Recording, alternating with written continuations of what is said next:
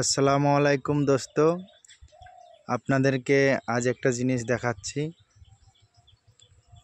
এই যে এই রাস্তাটা দেখছেন, এটা হলো মাঠের রাস্তা। এমিন্দা আসার পর এই যে পুরো এটা কিন্তু মাঠ, সব মানুষে এখন পাট বুনেছে, হালকা হালকা বড় হয়েছে। আর একটা জিনিস দেখাচ্ছি আপনাদেরকে, এই যে এগুলো দেখে বলেন তো যে এগুলো কি কচু হতে পারে। দেখেছেন কচুর পাতাগুলো কত বড় বড়, এগুলো হলো হাইব্রিড কচু। এর পাতাগুলো দেখুন আপনারা ঠিক করে যে কত বড়,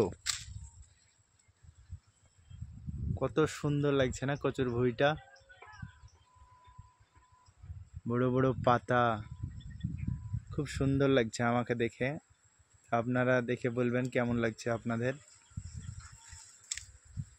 তো আরও আপনাদেরকে কিছু কথা বলার আছে, তো যাই দেখাচ্ছি আপনাদেরকে, থামেন। এই যে সামনে যাচ্ছি, সামনে কিন্তু আমাদের ঈদগাহ দেখাচ্ছি, থামেন একটু। ঈদগাহের ভিতরে যাওয়ার আগে আপনাদের একটা জায়গা দেখাতে চাই। এই যে একটা জায়গা দেখছেন, এখন বর্তমান কলা লাগানো আছে। তো এই যে জায়গাটা, এই জায়গাটা নিয়ে এই যে রোজার ঈদ গেল, এই ঈদে কিন্তু সবাই মিলে একটা আলোচনা করা হয়েছিল যে এই যে জায়গাটা যার যার অংশতে আছে, ঈদগাহার নামে দান করতে হবে। অথচ দান যদিও না করে তো কিনতে হবে জায়গাটা। কারণ আপনাদেরকে বলি, আমরা ঈদগাহায় কিন্তু ছেলেগুলোই আসি, বেটা ছেলে। আর মেয়ে ছেলেরা কিন্তু আমাদের যেই গ্রামে বড় একটা মসজিদ আছে, মসজিদেই নামাজ পড়ে ঈদের। তো গতবার এই যে সামনে জমিটা দেখছেন তিল আছে, তো এই জমিটা ফাঁকা ছিল। তো গতবার সবাই মিলে অল্প কিছু টাকা পয়সা তুলে এখানে একটা ভালো করে পর্দা করে জায়গা করে মেয়েদের জায়গা করে দেওয়া হয়েছিল এই ভুঁইটাতে, ঠিক আছে। তো আর এই যে আমাদের ঈদগাহটা দেখছেন, এই যে আমাদের ঈদগাহ, আমি একটু ভিতরে যাই আপনাদের দেখাই। এই যে আমি ঈদগাহর ভিতরে এখন ঢুকছি, তো দেখতে পাচ্ছেন এই যে আমাদের ঈদগাহ, এটা কত সুন্দর। তো এই যে এত বড় জায়গাটা দেখছেন, তাও কিন্তু মানুষ আস্তে আস্তে লোড হয়ে যাচ্ছে।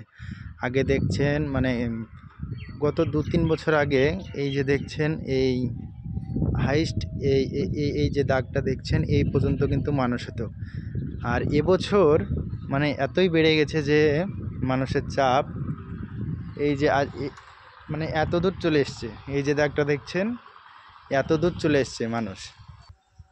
তো এই যে পেচকার জায়গাটা আপনাদেরকে দেখালাম, ওই দিক দিয়ে ঘুরে এলাম। আবার দেখেন এই যে পেচকার জায়গাটা, এটা কিন্তু দরকার, এটা লাগবে। প্রত্যেক জায়গায় কিন্তু মহিলাদের আলাদা, ছেলেদের আলাদা, এরকম করে নামাজ পড়ানো হয় পাশাপাশি, ঠিক আছে। কিন্তু আমাদের সিস্টেম কিন্তু তা নয়।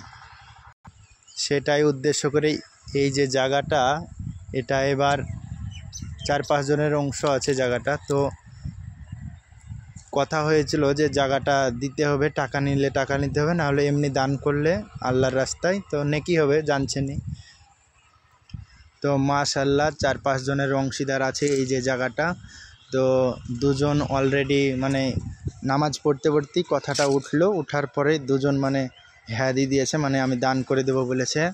মাশাআল্লাহ, খুব সুন্দর লেগেছিল কথাটা শুনতে।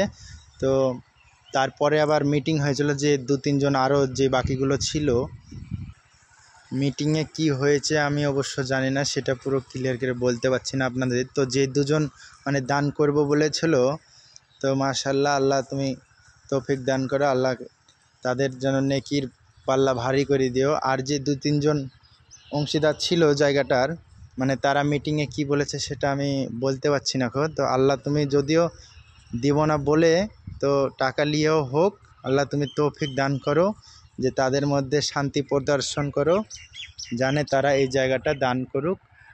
সামনে বছর জানে ইনশাল্লাহ মানে স্বামী স্ত্রী একসঙ্গে যেন নামাজ পড়তে আসতে পারি, একসঙ্গে যেন সবাই জামাত করতে পারি পাশাপাশি।